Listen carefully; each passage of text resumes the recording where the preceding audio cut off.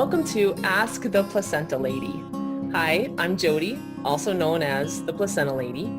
I've been working with mothers since 2006, and I'm here to answer your questions. No question is too strange for the Placenta Lady. Joining me today is Heather Rawlett. Heather is a PBI-trained, certified placenta encapsulation specialist who also happens to be a registered nurse. She has 10 years of experience with mother-baby care, and she's also the owner of Maryland Placenta Nurse. Welcome to the show, Heather. Hi, Jody. Thank you for having me. I'm so excited to be with you today. Why don't you go ahead and tell us a little bit about your work? Sure. I own and operate a company called Maryland Placenta Nurse. I provide in-home placenta encapsulation services to new mothers in Maryland, West Virginia, Pennsylvania, the DC area. I provide all of the services in the client's home. I bring all of my own equipment. I sanitize and clean before and after. It's a 2-day process, and generally, since most of my clients give birth in a hospital, I'm in and out before the client's even home from the hospital. So her pills are there waiting for her when she gets home. I leave detailed instructions, and of course I'm available to her for 6 weeks postpartum should any questions come up. In addition to the placenta stuff, I also make jewelry. I'm wearing some today. I use the dehydrated placenta to make keepsake jewelry, rings, necklaces. I've done a whole bunch of different types of pieces for people, but it's a nice way to take those few extra pills that you have left over at the end of your postpartum recovery and have them forever. Right on. That's awesome, Heather. So our question for this segment of Ask the Placenta Lady is, what is Group B Strep? And if I have it, can I still use my placenta or create capsules from it and ingest them? Heather, as a nurse, can you kind of explain to us what Group B Strep or GBS, as you'll sometimes see it, what that is? Sure. So Group Beta Strep, GBS, is a bacterial infection that can live in the intestines, the vagina, and the rectum of a woman. The CDC suggests or recommends that we test every woman to see what their GBS status is. Okay. This bacteria is normally found in about 25% of all healthy women. Your OB will do a swab of the area. They'll send off that swab, and 24 to 48 hours later, they'll have the results. Should a woman be GBS positive, she would be treated at the hospital prophylactically with IV antibiotics to help protect her baby. GBS does not do anything harmful to the woman.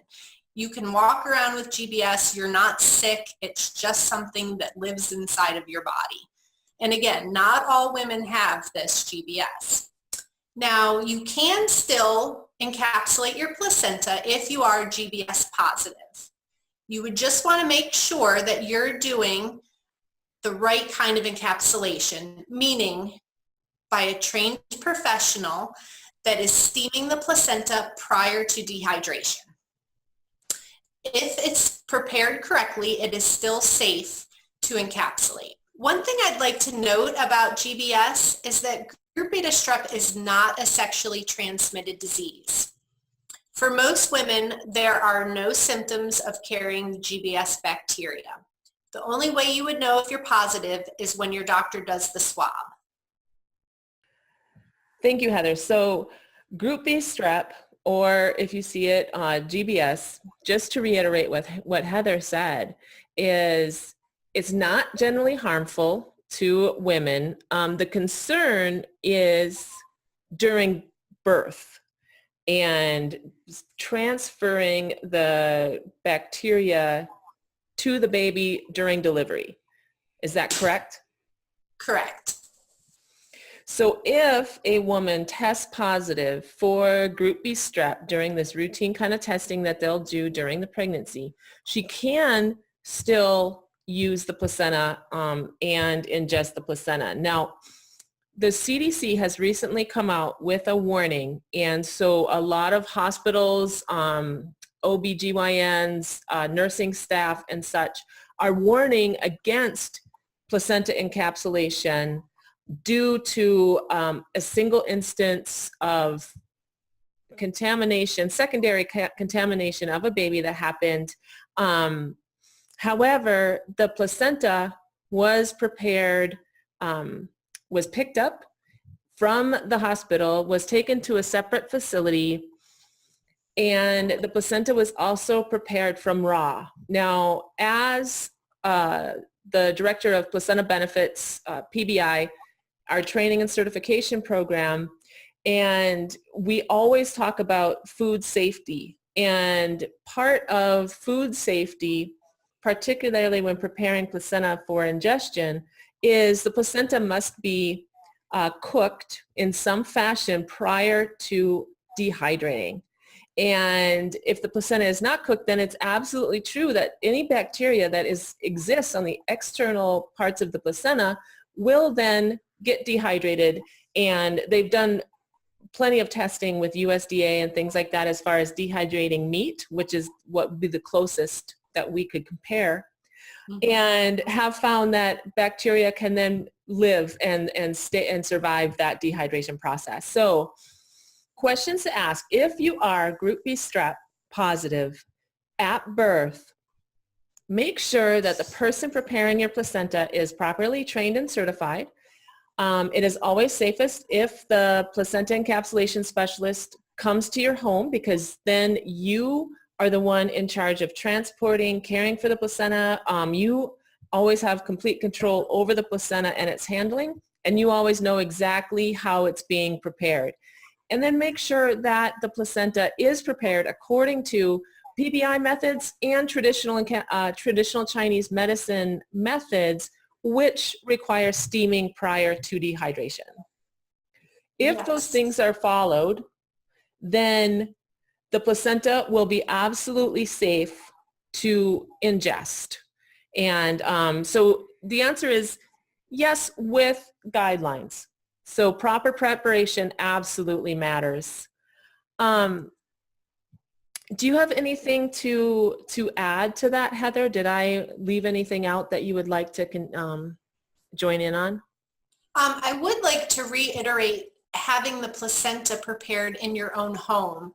It is much more beneficial for you to know the chain of command that placenta has been through.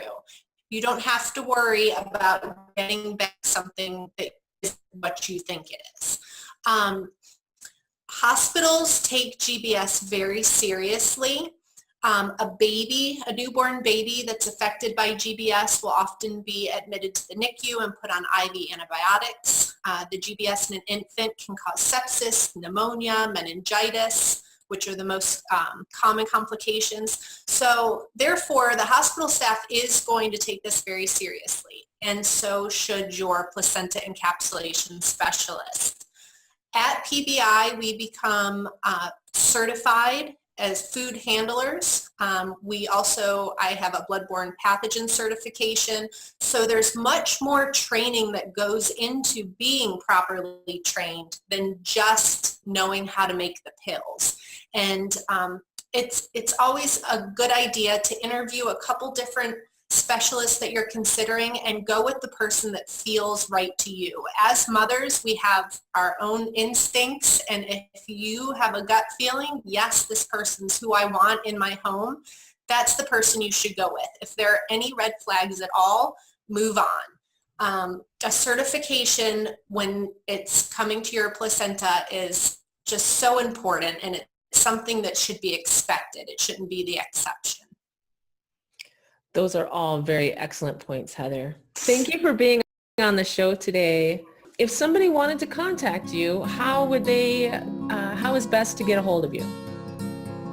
So my website is marylandplacentanurse.com. You can email me, heather@marylandplacentanurse.com. I'm also on Instagram as Maryland Placenta Nurse. I'm very active on Instagram. I do have a Facebook. I'm not on there quite as often, but easily to contact me through any of those means. And I'd love to talk with anyone in the area more, and I love to talk placenta, so feel free to ask me any questions if you want to, and I can always pass it on to the Placenta Lady. That's fantastic. Thank you for tuning in to this episode of Ask the Placenta Lady. Remember, no question is too strange for the Placenta Lady. If you have a question, follow us on Facebook, facebook.com, and then it's /placenta benefits. You can follow us on Instagram as well, at placenta benefits.